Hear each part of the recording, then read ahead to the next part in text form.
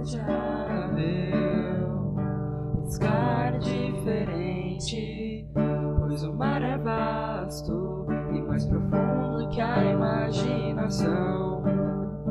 Há um chamado, lançar redes à imensidão, independente de qualquer dúvida ou convicção. O jugo é suave, o fardo é leve, o trabalho não é nosso, mas por que não nós?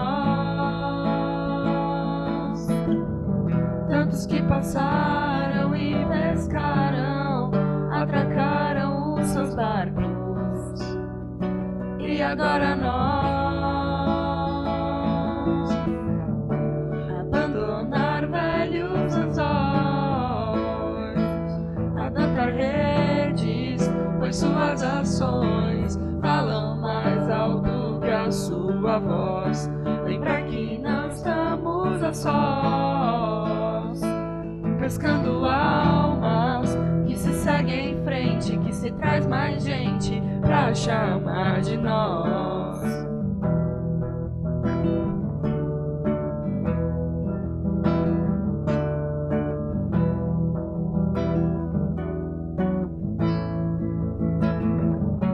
Do abstrato, do futuro e do passado, não pode amarrar nosso presente. Temer pra quê, uma vez que sabes da tarefa? Demonstrar mais que falar é o que se espera. Abandonar velhos anzóis, adotar redes, pois suas ações falam mais alto que a sua voz. Lembrar que não estamos a sós, pescando almas que se seguem em frente, que se traz mais gente pra chamar de nós. Gente pra chamar de nós. Nós que fazem redes pra seguir em frente, pra trazer mais gente pra chamar de nós.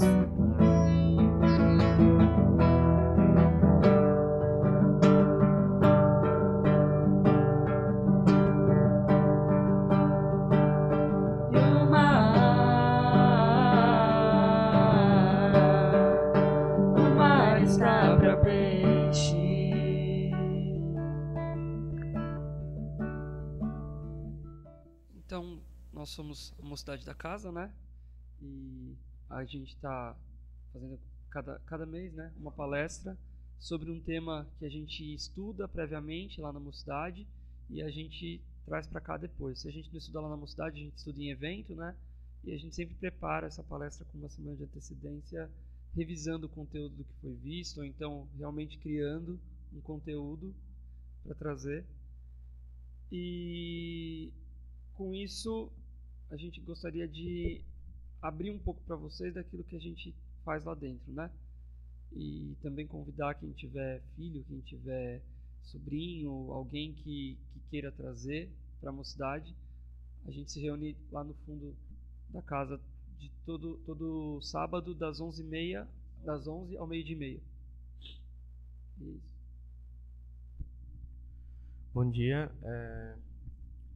Hoje a palestra vai ser sobre as religiões como um caminho. Tipo, a gente vai abranger aqui todos os tipos de religiões e a que caminho elas levam. Na verdade, a gente sabe que todas as religiões, por mais diferentes que sejam, elas levam a gente a Deus e a melhoração interna, né? Tudo bem. Enfim, e eu andei pesquisando na internet alguns sentidos da palavra materialismo e espiritualismo, duas palavras que são bem diferentes, assim. Por exemplo, a definição de materialismo é a afirmação de que nada existe além da matéria. Tudo foi feito a partir da interação da matéria com as coisas. Tipo, tudo que existe, que a gente conhece, é só matéria e nada além disso. Já o espiritualismo é o contrário disso. Ele diz que é como se cada ser humano tivesse um espírito, né, uma energia maior dentro de si, um espírito imortal, e ele vai evoluindo e caminhando até o estado final dele. E também a palavra espiritualismo, ela também pode ser empregada para aquele tipo de pessoa que a gente chama de desapegada, né? Que ela não é nem muito materialista, só que ela também não é muito de religião e fica estudando, mas ela é bem... Você sabe que a pessoa é bem desapegada assim, de matéria, você fala, nossa, que legal. Então a palavra espiritualismo também cabe para esse tipo de pessoa.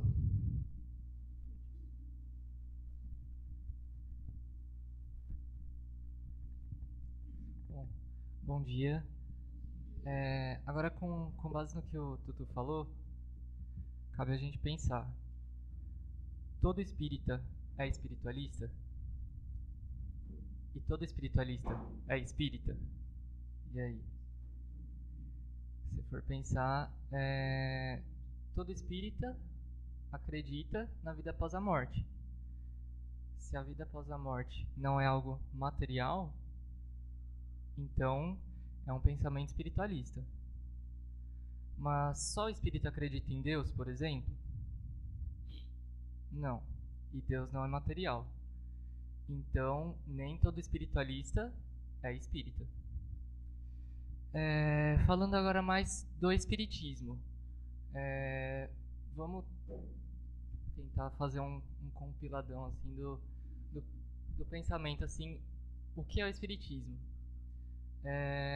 Primeiro que ele tem como base dos estudos o Pentateuco. O que seria o Pentateuco? São as 5 obras básicas que o Allan Kardec ele escreveu, ele codificou. E aí quais são elas?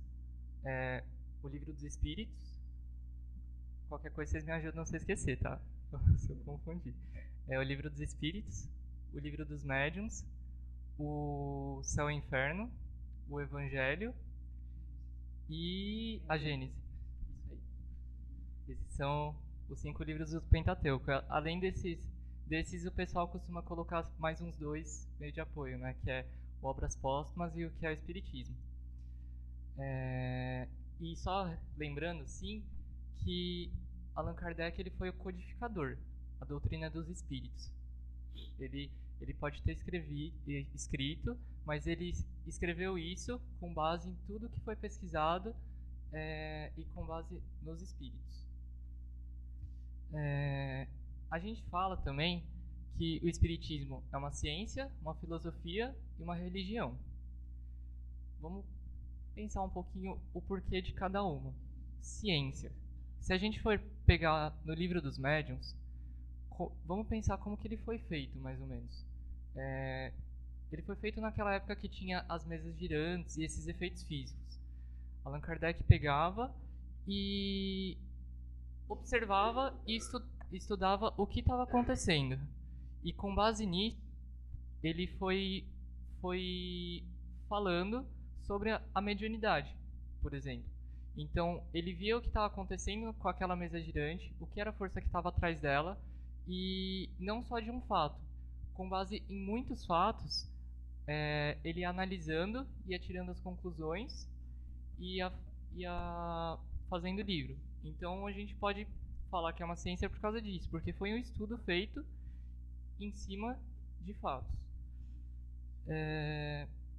Filosofia. No próprio Livro dos Espíritos, a gente pode ver na contracapa, lá no cabeçário, que está como filosofia espiritualista. Então a gente já pode falar que todo espírita é espiritualista mesmo, não estava mentindo no que eu falei. E aí sobre isso, eu vou colocar uma frase aqui, que é: nascer, viver, morrer, renascer de novo, progredindo sempre, tal é a lei. Isso é uma coisa que, se eu falar, acho que a maioria dos espíritas vão concordar, porque acredita nisso, nesse ciclo, né, que é você viver, nascer, morrer, e o renascer, que seria o reencarnar, então já está baseado na vida após a morte, na reencarnação, e o progredindo sempre, né? Que é aquela coisa da gente pensar que o espírito ele não vai regredir. A gente vai sempre aprendendo mais e mais. Mas a gente, de uma certa forma, não esquece aquilo que a gente aprendeu. Então, se a gente, por alguma vez, errou em alguma coisa e pensou que esqueceu, não é que esqueceu, é que talvez não tenha aprendido mesmo. Tem coisa que talvez a gente pensa que tem aprendido, mas aí é colocado à prova e ainda acaba falhando. Normal, né? E o fato religião. Religião, acho que é a mais fácil, né, da gente concluir que o Espiritismo é uma religião. Estamos aqui numa igreja, numa união por fraternidade, né? E isso aqui é uma religião que nos leva a Deus. Então, de acordo com isso, a gente pode concluir as três. Outra coisa que o Espiritismo ele ensina pra gente é aquela coisa de Deus, a matéria e o espírito. Então existe Deus, existe a matéria, existe o espírito. E ainda a gente coloca uma coisa entre a matéria e o espírito, que seria o fluido cósmico universal. Não vou começar a falar dele, senão pode ir 1, 2, 3 palestras. Então qualquer coisa, quem ficou na dúvida aí, guarda a palavra. Qualquer coisa depois a gente conversa ou dá uma pesquisada por fora. Mas basicamente o fluido cósmico universal é algo que é um meio termo, assim, do material e do espiritual, só que ele não tem nenhuma individualidade. E aí o que a gente pode falar por Deus? Deus, ele é eterno, imutável, imaterial, onipotente, único, justo e bom. Só falando onipotente porque às vezes a gente fala assim, onipotente, onipresente, e aí é palavra que não é do nosso cotidiano, eu não estava acostumado, então fui pesquisar o que era onipotente, né? Onipotente, ele está lá como definição que tudo pode. E isso aí é a definição do dicionário. E a palavra onipotente, só para não falarem que é o Vinícius que está falando, isso está lá na introdução do Livro dos Espíritos mesmo, tá? Com essas palavras. Por isso que tem coisa que eu estou lendo aqui, porque é coisa que a gente pesquisa e a gente traz a você. Então, Allan Kardec lá no Livro dos Espíritos que deu essa definição. E o espírito, a gente tem como espírito que a gente acredita no espírito e na alma. O que seria a alma? É o espírito encarnado. E aí o espírito, ele tem o seu fluido inteligente. E, por exemplo, eu me confundi, desculpa, não que eu me confundi, eu me perdi. A gente acredita no espírito, nós aqui estamos com a nossa alma encarnada. E o que a gente acredita? Que quando a gente desencarna, nosso espírito continua. E nossa individualidade também. Então tudo que a gente aprendeu aqui na Terra, a gente continua com esse conhecimento e com essa bagagem lá do outro lado. Isso é uma das coisas que o Espiritismo ele passa pra gente também. E entre outras muitas coisas e muitos conceitos, isso que eu falei é um pouquinho sobre o que o Espiritismo vem dizer e que diferencia ele de outras religiões com outros conceitos diferentes. Então, conhecendo vocês, né, que estão aqui a todo sábado, eu acredito que todos vocês aqui sejam espíritas. Todos vocês acreditam em tudo isso que ele falou, né? Essas definições que o Vinícius colocou pra gente são as definições do que é espiritismo, né? A gente foi buscar, porque essa discussão surgiu lá no grupo quando a gente começou a querer descobrir quais eram as diferenças entre espiritismo e espiritualismo. E aí, o que o Tutu falou é que o espiritualismo é toda a crença que se baseia, né, em acreditar em algo além do material. Ou seja, qualquer crença que acredite numa força, que acredite em Deus, que acredite em Alá, que acredite em algo que vai além do nosso corpo e da matéria tangível, né, que a gente consegue enxergar, ela é uma filosofia espiritualista. E a gente entrou nessa discussão lá porque a gente estava falando sobre alguns autores, né, como o caso do Ramatiz, do Foucault, que são autores que eles trazem ensinamentos que muitos se assimilam ao espiritismo, mas que a doutrina espírita, por muitas vezes, não os considera, porque eles têm muitas contradições em relação ao que a gente lê nos livros do Kardec, por exemplo, né? E por isso que a gente começou a pesquisar para descobrir essa diferença. E como a gente faz isso lá de uma forma, né, bem livre, como debate, a gente acabou chegando num outro ponto, que são das manifestações espíritas, né? A gente costuma achar que a manifestação espírita ela acontece dentro do espiritismo, né? E a gente é ensinado dentro do espiritismo a nunca julgar, né? A pelo menos tentar não julgar. Ao mesmo tempo, a própria vida ensina pra gente que julgar é necessário. É através do nosso julgamento que a gente consegue diferenciar as coisas que são boas e ruins pra gente, né? Só que acontece que às vezes a gente começa a julgar demais e tem coisas que não tem nada a ver com a gente está julgando. E a gente estava falando justamente do julgamento que a gente faz às vezes de algumas manifestações espíritas que a gente consegue observar em outras religiões. De algumas manifestações que acontecem em outras religiões que a gente não para às vezes para pensar que são espíritas, né? que são espíritos, na verdade, não que são espíritas, mas que são espíritos se manifestando. Por exemplo, os evangélicos, eles dizem que eles se sentem tocados pelo Espírito Santo, né? E o Espírito Santo, eu não posso falar com propriedade porque eu nunca frequentei, né, uma igreja evangélica, mas eles falam línguas quando eles se sentem tocados pelo Espírito Santo.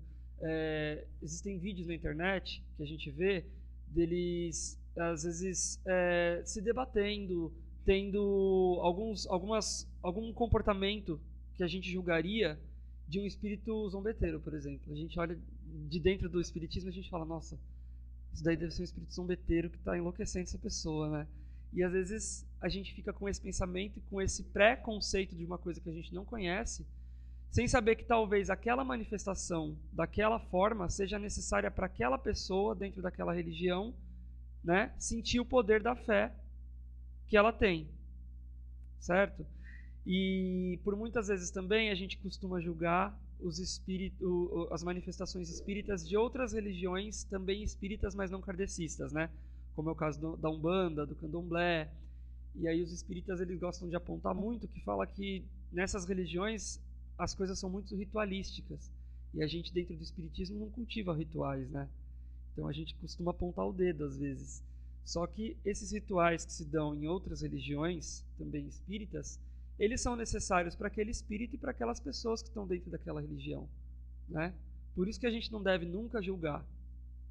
A gente deve tentar entender, em primeiro lugar, e se a gente entender como uma manifestação que às vezes esteja atrapalhando aquele médium por ele não estar preparado para recebê-la daquela maneira, né? Orientar. Às vezes indicar um centro, né? Às vezes nem um centro espírita, mas dentro do espiritismo, não o kardecista, mas ele como um todo, né, das outras linhas do espiritismo, existem diversas formas da pessoa trabalhar a própria mediunidade, né? E aí a gente começou a fazer um panorama assim, de todas as religiões em que a gente podia reparar algo que se assimilasse a uma manifestação que a gente entende como de um espírito, né? Uma manifestação espírita. E a gente viu que dentro da doutrina católica existe, dentro da evangélica existe, e em todas elas a gente só precisa tentar entender antes de julgar, né? E foi por isso que a gente colocou o tema da palestra como a religião como um caminho. A gente precisa saber entender que todas as religiões são um caminho. Por isso que a gente trouxe, né, essa palestra, porque mesmo dentro do próprio grupo lá, quando a gente estava estudando, a gente começou a falar de algumas manifestações e nós mesmos começamos a julgar aquilo de alguma forma, né? E aí o Vinícius até comentou quando eu estava falando que a gente não devia trazer uma coisa da qual a gente não tem conhecimento, porque a gente não frequentou as outras doutrinas, né? Mas o que eu falei para ele era justamente que eu queria que a gente trouxesse isso para a palestra, para abrir os olhos, né, de todo mundo sobre essa questão da gente não julgar aquilo que a gente não conhece dentro das outras doutrinas, né? Não apontar o dedo, e enfim, a gente precisa realmente tentar, em primeiro lugar, entender, porque até mesmo dentro do próprio kardecismo a gente tem divergências, né? A Aliança Espírita e a USE, elas adotam métodos completamente diferentes, né? Os centros que são afiliados à USE, eles têm uma liberdade de práticas dentro dele que ele julgue adequadas àquele centro. Já dentro da Aliança existe uma padronização, né? Todos os centros da Aliança eles seguem o mesmo modelo, por exemplo, de passe magnético, né? Diferente dos centros afiliados à USE, onde existe o passe coletivo, onde existe o passe individual, né? Onde a gente pega cartãozinho para determinado tipo de tratamento. Então, assim, sempre que a gente parar para analisar uma prática religiosa, seja ela da nossa religião ou não, a gente precisa tentar entender sempre que ela é adaptada para aquela pessoa naquele momento e para os espíritos que estão envolvidos com ela, sejam para ser ajudados, né, ou sejam para ajudar, sejam espíritos que estão ali para ser amparados ou para amparar, né? E eu ia até trazer alguns vídeos desses do que eu estava falando aqui, de manifestações que a gente vê acontecendo, por exemplo, às vezes nas igrejas evangélicas, que as pessoas elas caem no chão e se debatem. Mas aí eu falei, acho que não precisa, né? A maioria das pessoas já viu, quem não viu já deve ter ouvido falar, e a gente sabe como ocorre. E justamente para não julgar é que eu não quis trazer, né? Porque se a gente olha de fora, a gente fala, nossa, essa pessoa ela deve estar perturbada. E não necessariamente ela está perturbada. Às vezes aquele espírito se manifestando daquela maneira, né, para reforçar a fé dela naquilo que ela acredita. Talvez seja uma coisa passageira, ela não vai viver a vida se manifestando daquela maneira. Porque dentro das outras religiões também existem espíritos amparando, né, o trabalho que está sendo feito. Por isso a gente nunca pode apontar uma religião como certa e outra como errada também. E muito menos querer colocar o espiritismo como o último degrau da escada evolutiva, né? Que todo mundo fala, oh meu Deus, como nós somos abençoados por estarmos aqui e termos direito a todo esse conhecimento que os outros não têm. Na verdade, a gente está em maus lençóis, porque a gente tem muito conhecimento e quando a quem muito é dado, muito será cobrado, né?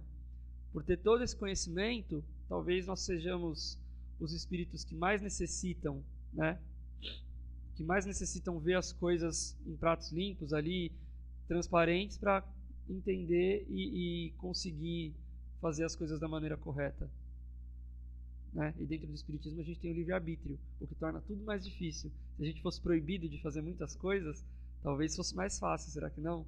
Porque uma coisa que a gente julga muito nas outras religiões, principalmente nas evangélicas, são as proibições.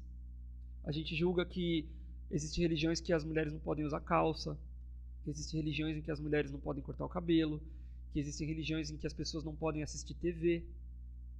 Mas a gente não sabe qual é a bagagem daqueles espíritos que estão afinizados com essa religião. Será que em uma outra existência esses espíritos não abusaram de um livre-arbítrio que tiveram e não souberam lidar com isso? E dessa vez eles não vêm com tantas limitações em que eles se apegam para conseguir cumprir com a tarefa deles? É complicado de imaginar, né? Mas é possível de acontecer. Eu falei para eles, inclusive, na semana passada, quando a gente estava estudando, que eu tinha um livro onde contava uma história, né? Era uma trilogia de livros espíritas, onde contava uma história de jovens que desencarnavam, e eles eram um casal, e a menina desses dois jovens, ela era envolvida com drogas durante a vida.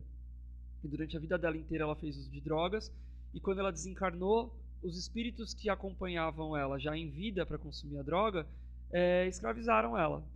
E ela não se sentia escravizada, ela se sentia parte daquilo tudo. E ela continuava abusando das energias que ela conseguia encontrar nos jovens que usavam drogas para também se satisfazer com aquilo.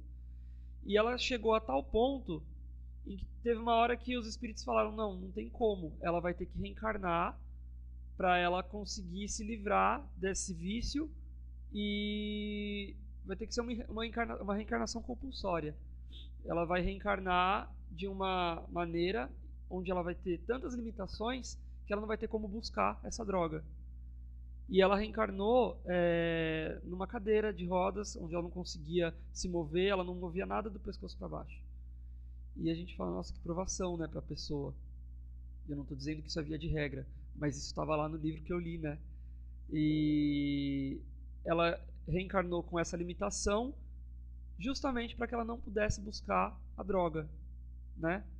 Ou seja, foi uma bênção para ela. Às vezes essas religiões que limitam muito as pessoas é a bênção de que as pessoas precisam para se manterem no caminho correto.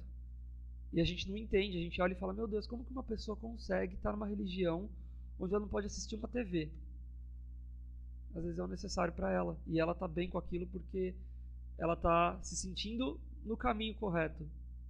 E talvez numa próxima vida ela tenha direito de novo ao livre-arbítrio de assistir uma televisão, por exemplo, né? Por isso que a gente trouxe esse tema das religiões como caminho. Bom dia, gente. E aí, falando disso, que eu faço uma pergunta para vocês. Todas as pessoas que frequentam suas casas, no trabalho, ou então amigos, todos sabem que nós somos espíritas? Todos, qualquer pessoa, a gente conta para todo mundo? Quem conta para todo mundo, levanta a mão. Hoje em dia. Sei lá, mais de 60% não conta. 30%, 40% conta. E é exatamente por isso, né? Às vezes a gente não conta exatamente pelo medo de ter um preconceito. As pessoas vão julgar a gente isso, aquilo, que faz uma coisa, que faz outra. Só que aí a gente traz para o espiritismo e fala, não, nós não julgamos, mas quando bate um testemunho de Jeová, às vezes na nossa porta, a gente simplesmente não atende. Finge que não está em casa. E não seria uma forma de preconceito do espírita? Não entender a religião dos outros também? Ou então simplesmente falar, meu, você é maluco, você não assiste uma TV, ou você precisa se vestir de tal forma, precisa usar tais matérias para poder acreditar na sua fé. E o intuito da nossa palestra é exatamente isso, né? Trazer que as religiões tivessem uma comunhão, que todo mundo se respeitasse, né? Até porque Jesus não veio falar qual é a religião certa, né? Jesus veio pregar o amor e a caridade, independente de qualquer pessoa, qualquer crença que tenha. E é isso. Nossa palestra é tentar trazer isso, tentar trazer que a gente tem que seguir o amor de Jesus, seguir Jesus, e não se prender numa religião e falar esse é o certo, esse é o errado, que nem o Fê estava falando aqui. Nós somos espíritas, sabe? Nós sabemos tudo. Não, muito pelo contrário. Se a gente sabe, ainda a gente erra fazendo coisas que não deveria. Então, o foco da nossa palestra é essa, tentar trazer com que todo mundo comece a enxergar as outras religiões com respeito também. E não simplesmente colocando a própria religião como algo superior à dos outros, e tentar que a gente consiga ter uma harmonia entre todos os seres humanos, né? Vamos dizer assim. E é isso, né? A gente queria trazer a luz dos fatos, assim, né? A gente não para raciocinar muito sobre as outras religiões. Uma vez que a gente está dentro do espiritismo, a gente fica um pouco assim também, né? A gente só consegue enxergar para frente e, às vezes, julgar. Que é uma coisa que a gente aprende a não fazer aqui dentro mesmo, né?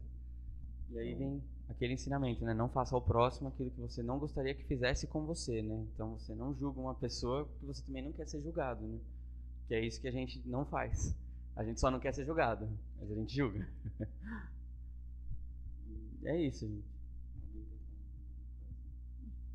É isso. Obrigado, gente.